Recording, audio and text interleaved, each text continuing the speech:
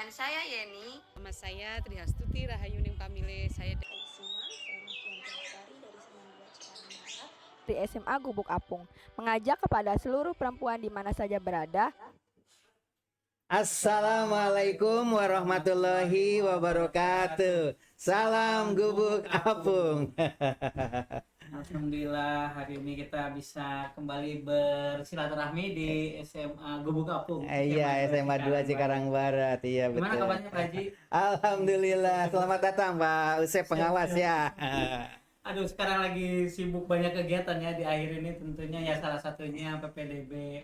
Betul. Mungkin nih saya juga dengar berita nih, katanya di sini ada pungutan untuk Oh iya, katanya di sekolah ini ada pungutan untuk psikotes. Kemudian ada juga pungutan seragam. Katanya ya betul. Itu yang ingin dikonfirmasi ya. Oke.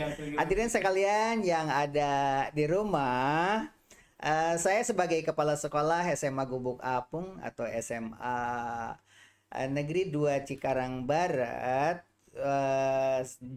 menjelaskan secara detail.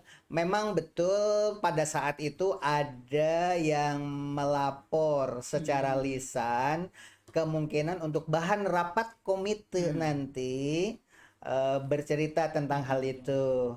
Terus saya menawarkan kepada mereka yang laporan bahwa sekolah kita bila perlu tidak ada jual apapun juga, begitu. betul. Mengenai pakaian seragam putih abu, silahkan pakai punya kakak kelasnya, punya kakak-kakaknya kalau masih muat, begitu. Dan saya putuskan tidak ada penjualan seragam pramuka, seragam putih abu, tidak ada. Pakai aja yang bekas-bekas juga nggak apa-apa. Iya. Tapi kalau mau beli ya silahkan, tapi keluar. Ya, tidak di sekolah. Adapun ciri khas seperti olahraga, batik, jaket. Untuk batik pun saya bila perlu nanti merenung dulu deh, jangan deh, kata saya itu kan, kedenger-dengar ada dari Jawa Barat juga ya, gitu kan. Tapi mereka mengatakan kalau tidak ada seragam ciri khas, kemudian tidak ada kedisiplinan anak, masalahnya. Jadi gado-gado ya. Baju putih abunya juga belang-belang dan sebagainya. Intinya diperkenankan nanti diangkat di rapat komite. Setelah Di rapat komite dijelaskan nih untuk pakaian, ya kan? Tidak menjual seragam di sini, beli saja ke luar silahkan, tetapi warnanya tidak boleh belang-belang, karena kan abu-abu kan macam-macam.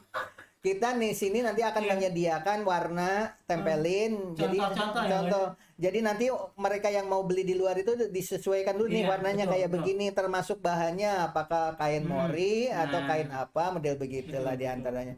Jadi sekolah tidak menjual seragam. Iya. Tidak menjual. Tapi permasalahannya itu kan isu tahun lalu. Tahun lalu itu kita mengadakan psikotes, menjual ciri khas, itu gambaran harganya seperti itu. Tiba-tiba, hadirin sekalian nih, tiba-tiba ada orang tua yang ingin tenang, terutama tetangga-tetangga dari guru, supaya adem gitu, biar suasana pembelajaran tuh anak itu sudah nyaman, begitu. Tenang lah kalau sebagai orang tua ya. Nitip. Nitip ya.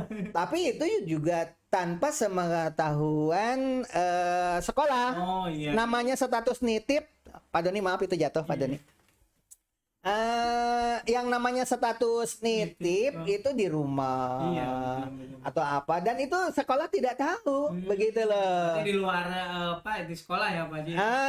Iya. Yang namanya orang nitip itu pun tetangga, gitu kan, yang orang-orang dikenal karena merasa anaknya sudah diterima, begitu kan. Tenang juga mungkin banyak pikiran. Tapi diisukan bahwa sekolah ini sudah memungut sebelum rapat komite. Nah itu. Jadi hadirin sekalian yang ada di rumah, ini sekalian klarifikasi. Kalau ada yang sudah nitip, silahkan diambil lagi boleh. Tapi ke siapa nitipnya orang sekolah tidak tahu. Jangan minta ke sekolah. Iya, waktu itu nitipnya ke siapa silahkan. Tetapi kalau ingin tenang, bahkan bukan diambil, mau nitip lagi secara pribadi ya silahkan aja. Silakan aja kalau mau nitip lagi bahkan ditambah. Nggak apa-apa, tapi jangan membawa nama sekolah. Begitu Pak Osep. Alhamdulillah. Jadi saya sudah klarifikasi bahwa sekolah ini seperti tertulis di belakang nih. Yang di belakang ini kan tertulis nih, yang di kertas nih tadi ya. Kita sudah, hadirin sekalian yang ada di rumah, di pengumuman yang di belakang layar ini bukan hanya pengumuman, sudah ada tanda tangan pengawas, sudah ada tanda tangan kepala sekolah juga, dan sudah stempel. Tidak ada selama PPDB berlangsung ini, tidak ada pungutan apapun juga. Tapi ketika ada orang nitip secara diam-diam, secara individu kepada siapapun, toh nanti di rapat komite ternyata nitipnya yang kelebihan, ya kan pasti dikembalikan. Tapi rata-rata yang namanya nitip biasanya titipannya kurang biasanya. Harga baju misalkan berapa, hasil kesepakatan begitu kan, nitipnya berapa, akhirnya nambah. Biasanya kan begitu kalau titipan mah. Jarang yang nitip tuh lebih 2 kali lipat dari standar yang udah-udah. Biasanya kan nggak begitu kalau yang namanya nitip mah. Namanya juga nitip, begitu kan. Tapi ketika sampai kepada kontrol sosial, bilangnya ada pungutan. Buktikan mana kwitansinya. Iya, betul. Kalau atas nama sekolah pasti ada bukti terima. Nah, betul.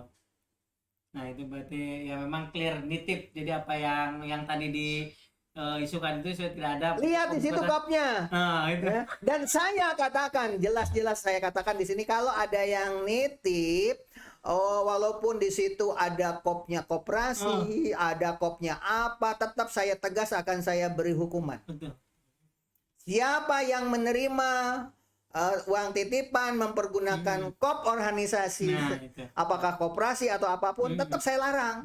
Tapi yang namanya nitip pribadi tanpa bukti apa-apa, ya itu mah urusan pribadi. Kenapa diusut sampai gitu Pak saya barangkali ya.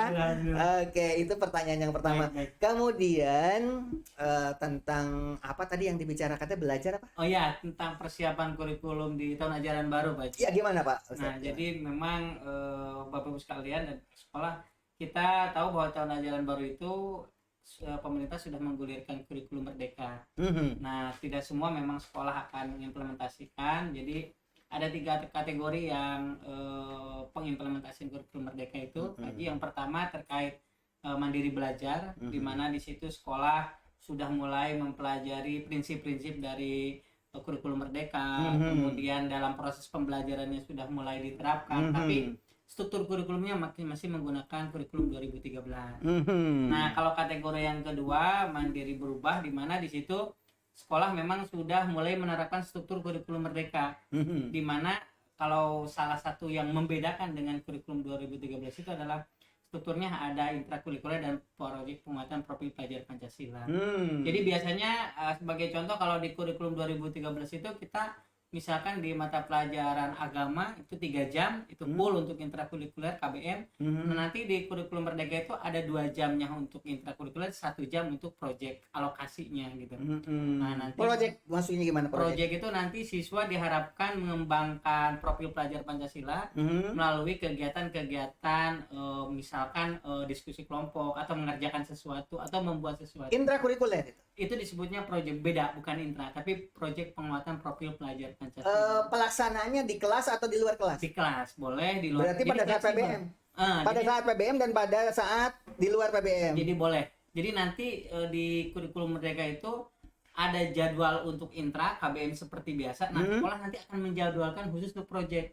Nah, polanya bisa di tengah semester, ada 2 minggu misalkan khusus untuk proyek, atau di akhir semester. Jadi memang itu kegiatannya sudah dijadwalkan khusus, sehingga memang butuh persiapan yang matang. Makanya perlu sarana juga kalau gitu ya? Pasti. Biasanya untuk itu diantaranya sarana apa ya Pak? Yang pertama pasti kalau memang anak-anak membutuhkan misalkan riset tentu kalau yang sifatnya berbasis sains tentu ada lab. Tapi Oh, berarti ada tempat ya, ada ruang ya. ada ruangan, Oke. pasti itu ruangan harus ada, artinya kan mereka nanti akan bekerja dalam kelompok. Nah, kalau memang nanti bisa juga sih mengadakan kegiatan outing keluar dan sebagainya. Makanya memang proyek itu nantinya akan diharapkan semakin memperkuat profil pelajaran bahasa pada anak. Sebentar dulu Pak Usep. Kebetulan ini kemarin kita kedatangan Bupati. Alhamdulillah, saya juga lihat itu, alhamdulillah. Gimana itu Mas Haji? Itu berhubungan dengan yang dijelaskan Pak Siap, Usep, siap. mudah-mudahan. Yang namanya sekolah di sini itu ada 2 shift. Oh, iya. Shift pagi dan shift siang. Hmm. Ternyata ada kunjungan dari Provinsi Jawa Barat. iya. Ya, Pak Awan. Oh iya, betul. Pak Kabid ya, Pak Kabid. Pak Kabid ya, Pak Iya. Awan itu Pak Kabid Pak bagian GTK sekarang. GTK ya. Iya. Ternyata langsung telepon Pak Awan ke Pak Agung Iya. di Provinsi Iya, Jawa Barat. Ternyata laporan di sini itu keliru. Oh, gimana? Kelirunya apa? Ya nggak bakalan dapat bangunan. Karena apa? Sekarang ini kan kelas disekat-sekat. Mm-mm. Satu kelas jadi 2. Heeh. Jadi dianggap sudah full. Dihitung Gila. kelasnya di laporannya Bener. itu. Nah, itu. Nah, akhirnya kemarin diluruskan lah Betul. oleh Pak Awan. Akhirnya Pak Agung sudah connect. Alhamdulillah. Kata Pak Awan, sekolah ini mah jadi 3 shift nih katanya. Shift pagi. Iya, shift pagi, shift siang, dan shift malam kalau begini. Mudah-mudahan segera ada, ya artinya ada nih realisasi ya, mudah-mudahan Iya. penambahan ruang belajar. Memang itu pasti sangat penting lah, apalagi Dan kemarin juga pembelajaran nih. sekalian laporan Pak Usep bahwa kita di sini sudah memiliki produk, diantaranya produk Pak? hand sanitizer. Alhamdulillah. Nah, ini yang dibutuhkan nih selama pandemi itu, hand sanitizer Iya. itu Ini yang hand utama.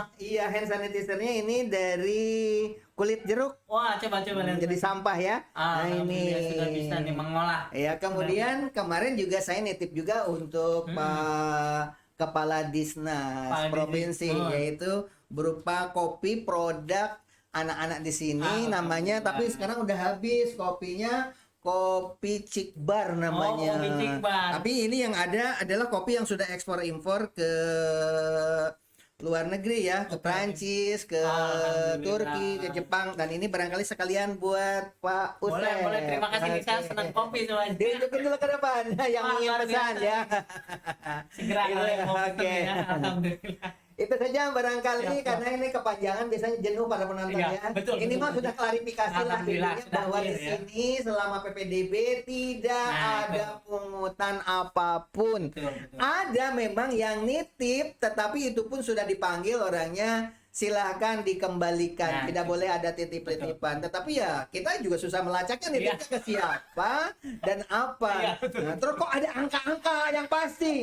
Ya, angka-angka itu ternyata dari hasil tahun Perbandingan. lalu. Jadi kalau sekarang pasti berubah Iya, ya pasti kan? berubah, Begitu.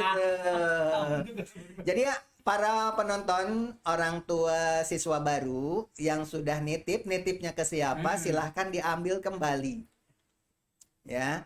Tetapi kalau memang itu adalah urusan pribadi, ternyata nitipnya ada kemungkinan kekurangan karena apa? Banyak hal nitip lagi, misalkan begitu. Nah, tapi pribadi tanpa sepengetahuan sekolah ya, namanya juga nitip, misalkan kalau gurunya itu ternyata tetangga dari orang tua itu dan sudah kenal baik dan sebagainya, silahkan saja, itu makan pribadi gitu kan, silahkan saja, tetapi tidak atas nama sekolah begitu. Alhamdulillah udah clear. Oke, mangga barangkali Pak Usep mau Baik. untuk kata-kata closing statement. Terima kasih Bapak Ibu. Nah, itu tadi yang sudah disampaikan oleh pihak sekolah. Jadi saya juga memastikan bahwa PPDB ini tidak ada pungutan biaya apapun. Silahkan Bapak Ibu yang memang sudah usianya sekolah di SMA mendaftar ke sekolah-sekolah terdekat dengan rumahnya masing-masing dan terus dukung pendidikan di Jawa Barat agar menjadi lebih baik lagi. Terima kasih Pak Haji. Mungkin Oke. itu saja untuk semuanya. Oke, demikian barangkali, wabillahi taufiq wal hidayah. Wassalamualaikum warahmatullahi wabarakatuh. Salam gubuk apung. Terima kasih Pak Haji. Ya, oke. Assalamualaikum warahmatullahi wabarakatuh. Hai, saya Cici Supriyanti dari SMA Gubuk Apung. Hai, saya Dewi. Indonesia. Hai, saya Fitri Dan saya Yeni. Nama saya Trihastuti Rahayuning Pamile. Saya